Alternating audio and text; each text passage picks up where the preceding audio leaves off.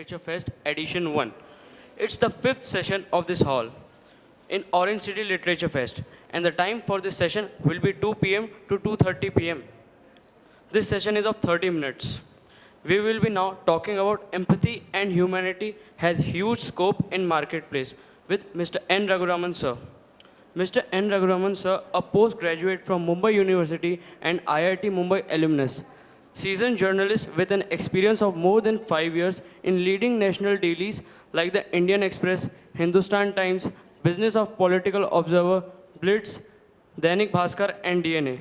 Raghuraman sir is also known as amazing motivational and inspirational speaker, just as he is an accomplished master of ceremonies and moderator of public debates.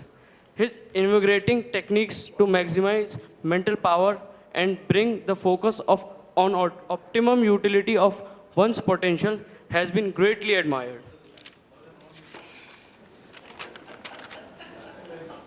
Mr. Ravindra Sanghwai will be moderating this session for us. He was in RBI, retired as manager, and he was with Headgiver Blood Bank and Madhav Netrapedhi. He did volunteering blood donation more than 100 times during his service period. His motto is none shall die for want of blood. Handing this session to you, sir.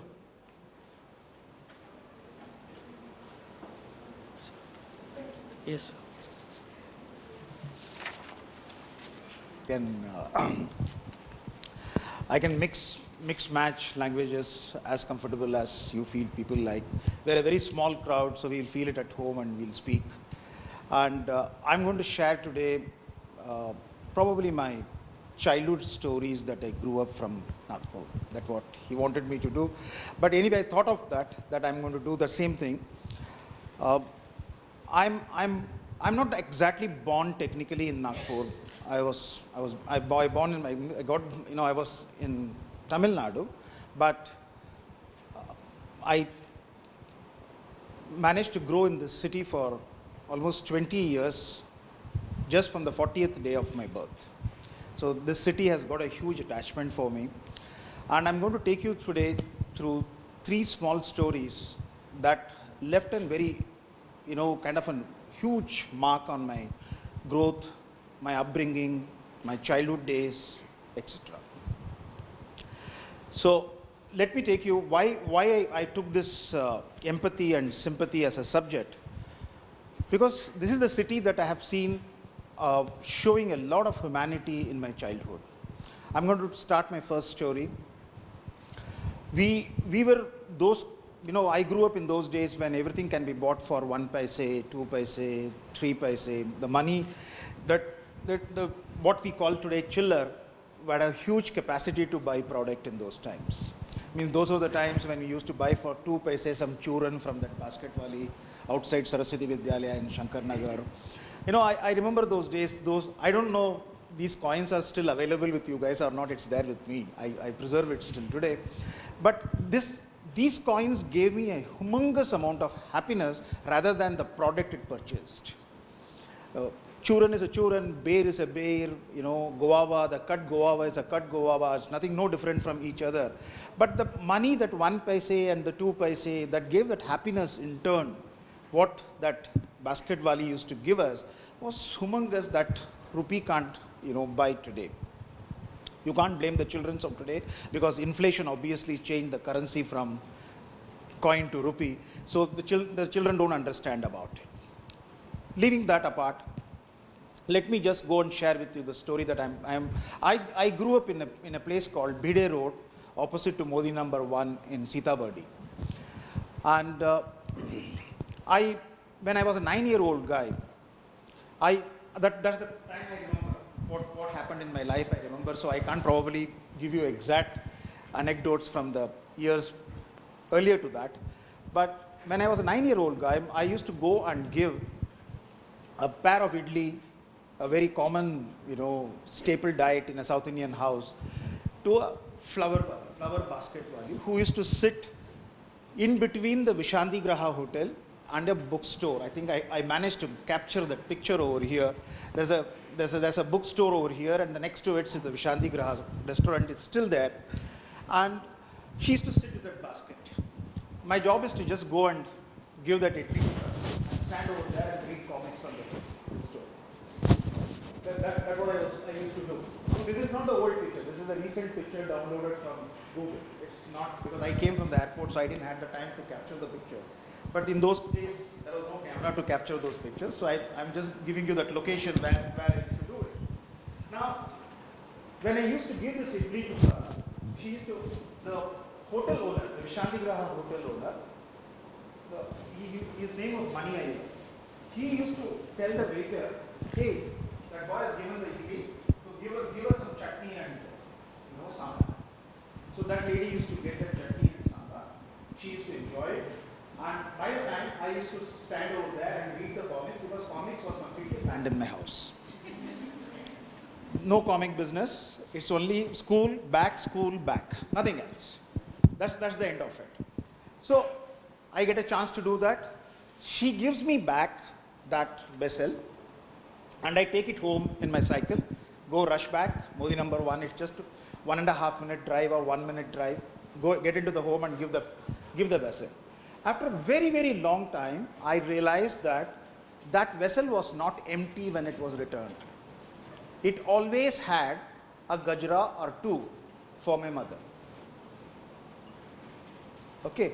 Now, why I narrated these 3 characters into this story is, one is the rich guy called Vishantigraha owner Mani Iyer, whose photograph is still there on the cash counter if you go today. And there is a middle class lady, my mother, and there is a poor lady who sells gajra. Now look at that fabric that spun those 3 characters in a society. The rich is not behaving like rich. He says that, okay, if somebody is doing it, I will extend that help, but I will not take the credit. I will just give that sambar or chutney that lady needs. Okay, that point is over. A middle class is not thinking that, oh, I need everything for myself, because in those days money was not in abundance.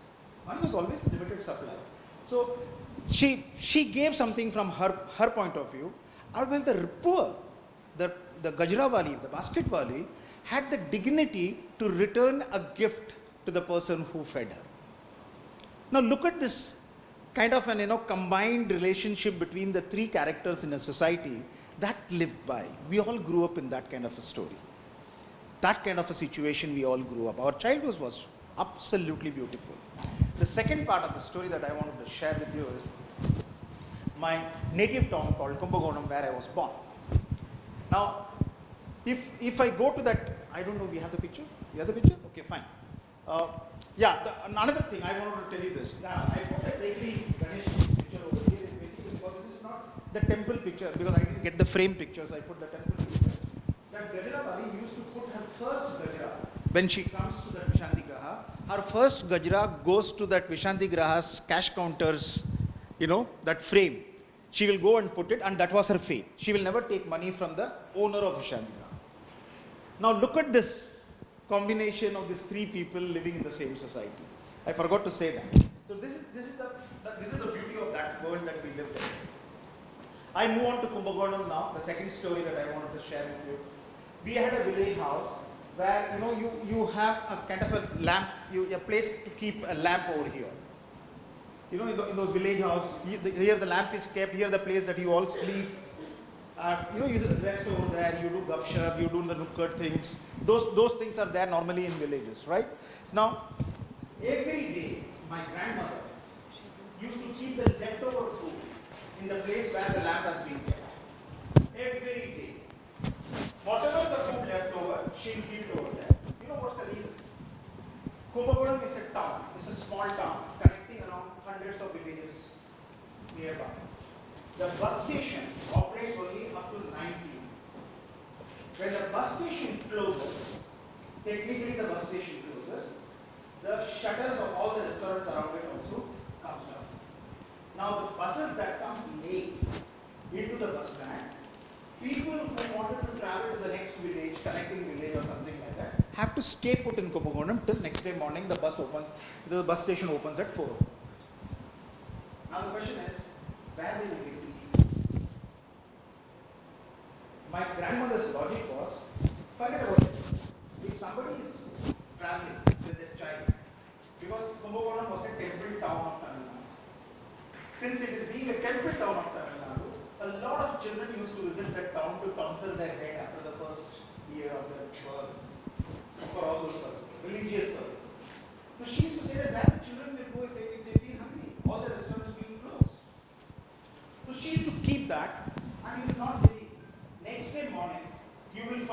vessels empty, not only empty, absolutely clean, washed from the street hand pump and kept over there.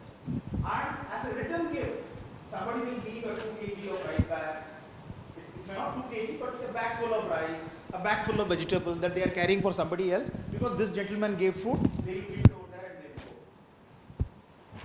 will go. The logic behind this story is, look at that life in that village. Right hand didn't know what the left hand did.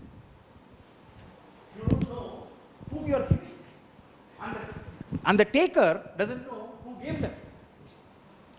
Today, if you fast forward to 2019, if you are distributing one blanket in Nagpur in the winter season, you call the whole media to photograph it, to put it in the next day morning in the newspaper. It's so sad. Same thing. Giving has not changed, but the methodology has changed. The feelings have changed. The goodness in you have changed.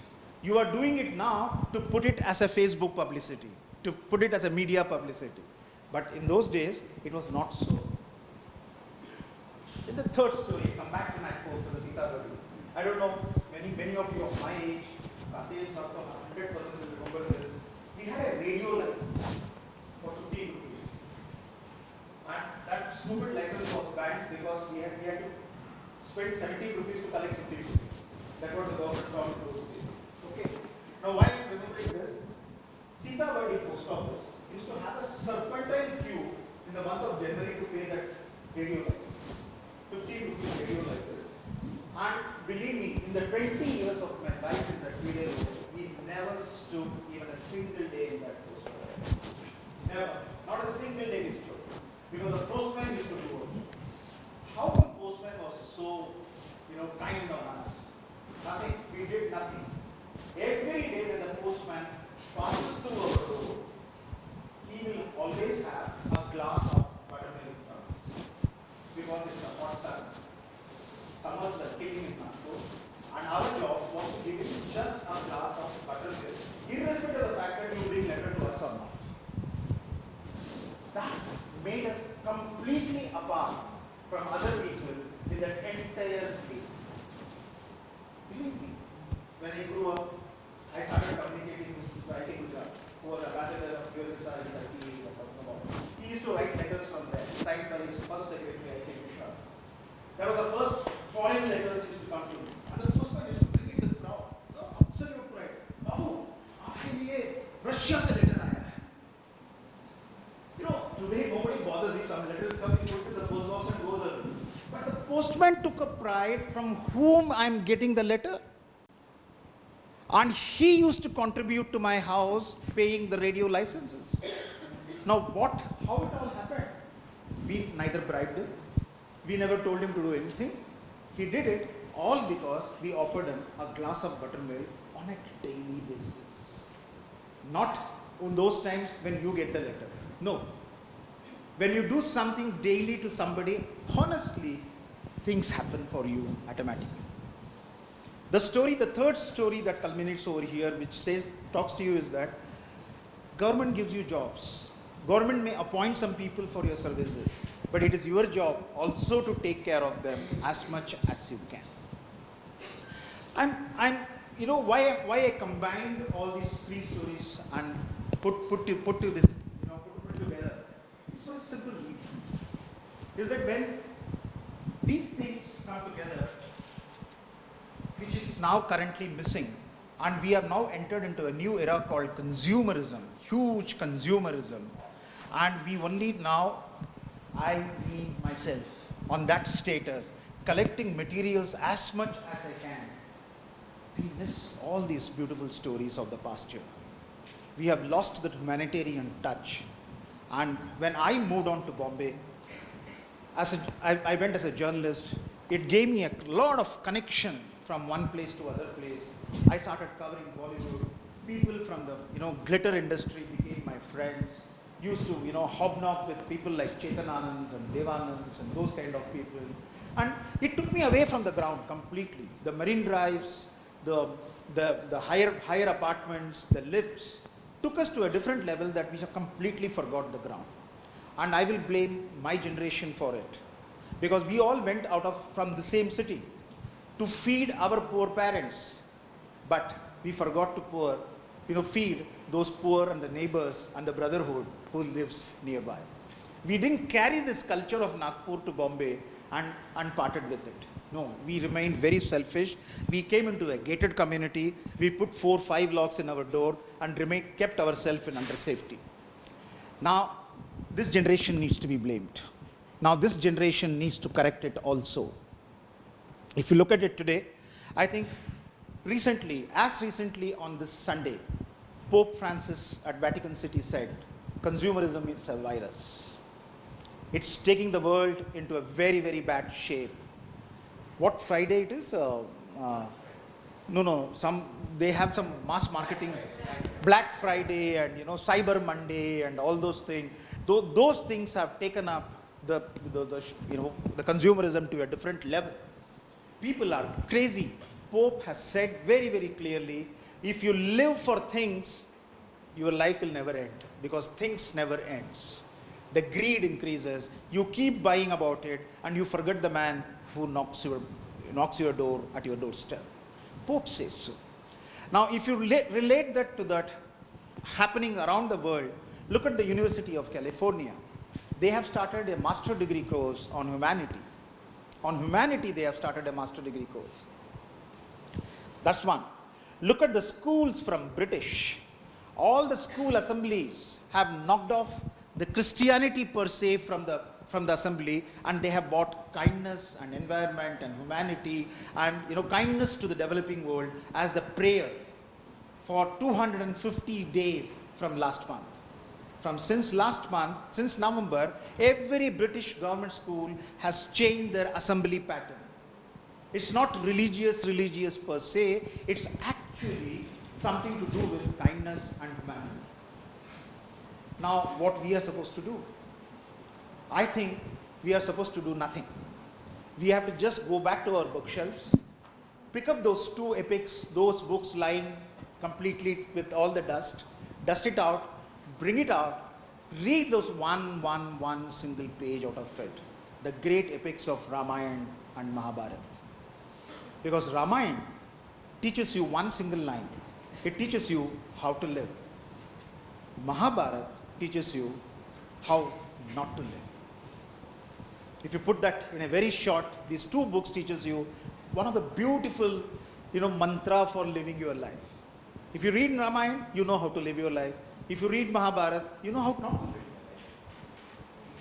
your life. So such a high clarity on those 2 epics.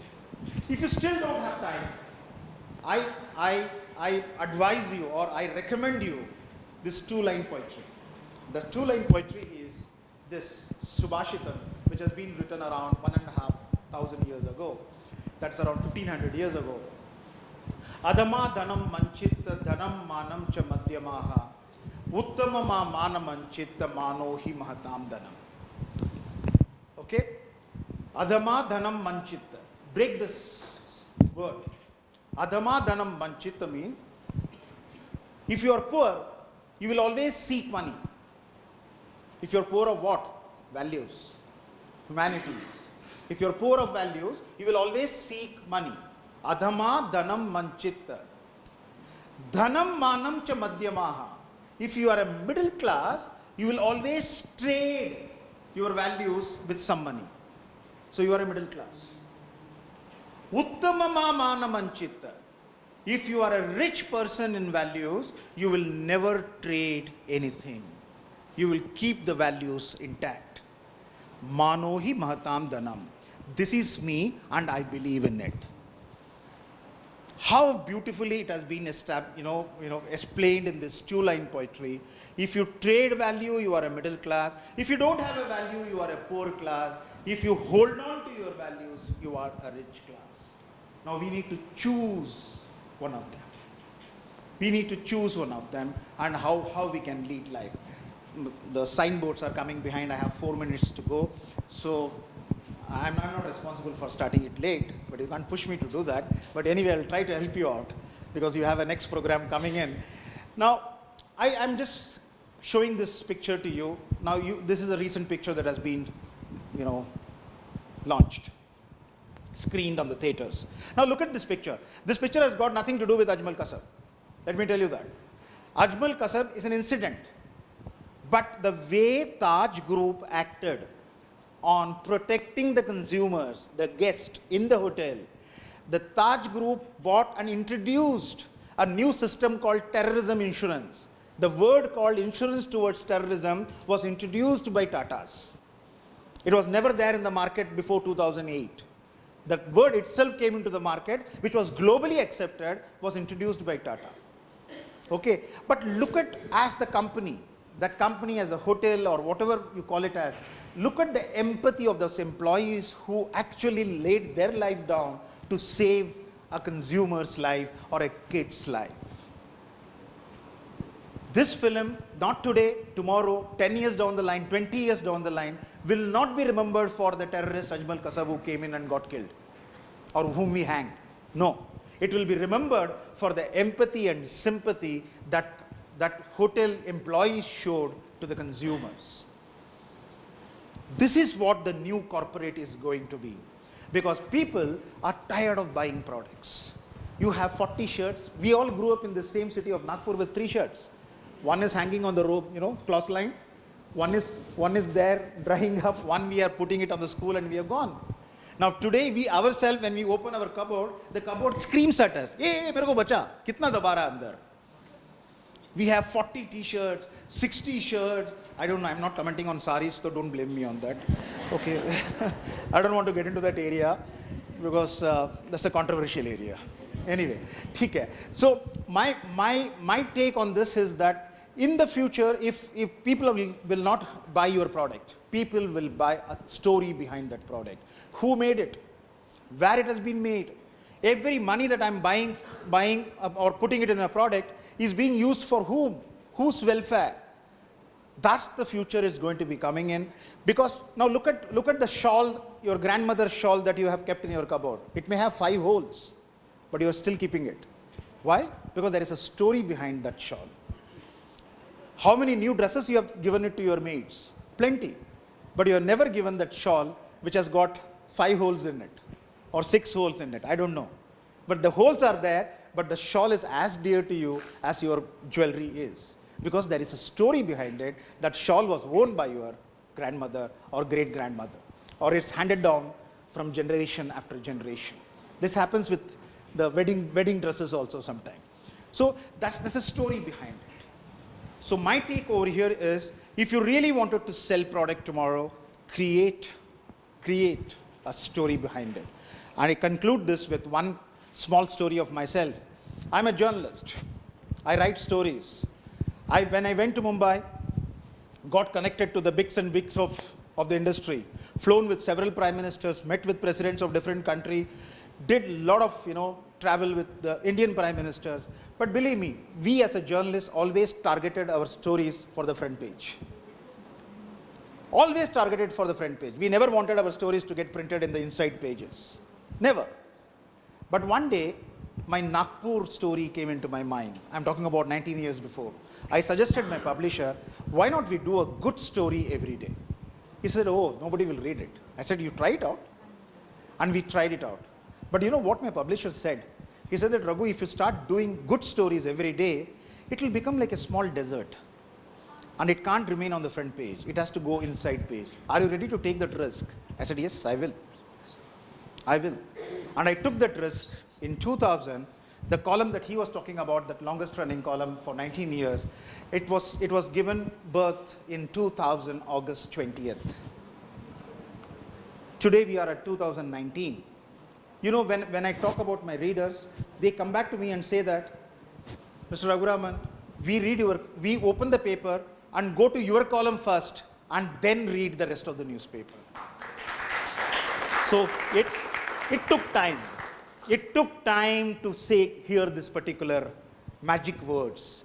But it took time, but it will remain. I may be there, I may not be there tomorrow. But some journalist will come and he will follow the same path, because goodness will remain permanently as a great dessert in the thali that you eat every day. Thank you very much for hearing me out. My time is out. 0? We are at 0? Okay. Okay, fine. Thank you. Thank you, sir. Monetize, like you're saying that it becomes like, that you, the story is highlight for you. So how do you, as a entrepreneur, keep that line? That okay, this is empathy, but again, am I monetizing? I'm meeting you, sir. I'm just giving you an example. Yeah. Miss, I don't want to name anybody. I don't want to name anybody. Let me ask you. The same Raisoni college I went some 7 years before. I asked one question to them. You get the same position, same designation in Tata's. You get the same position, same designation, same salary in X. I'm not naming it. Okay? When I said that, which one you will take? You will not believe. 100 out of 100 said that. Did I put the name of the boss? No. They conceived, or they probably imagined, oh, this company is good for me. Who told them this is good for you? I don't know. I have no clue about it. But if you start doing it, it will come back from the back door which you will not even understand.